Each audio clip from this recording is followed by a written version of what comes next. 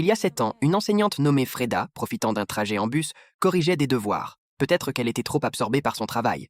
Mais lorsqu'elle leva les yeux, elle se rendit compte qu'elle était la seule personne encore à bord. La porte du cockpit du chauffeur était fermée et il faisait noir. Soudain, le bus s'engagea dans un tunnel sombre et Freda sursauta. Une lumière blanche éclata et son téléphone tomba au sol. Mais lorsqu'elle le ramassa, il n'y avait plus de signal. À cet instant, plusieurs jeunes personnes endormies apparurent dans le bus. Freda réveilla une fille, Betty, et au même moment, la porte arrière du bus s'ouvrit. « Bienvenue à la station Kisaragi », annonça la voix. Complètement perdues, elles descendirent du bus avec le reste du groupe. Tout le monde chercha à quitter au plus vite cet endroit étrange. Freda et Betty se dirigèrent vers une rangée de maisons pour demander de l'aide, mais il n'y eut aucune réponse. Le groupe n'eut d'autre choix que de suivre les rails, mais ils ne virent jamais le panneau de la station suivante. Tout à coup, un bruit de tambour retentit dans le ciel.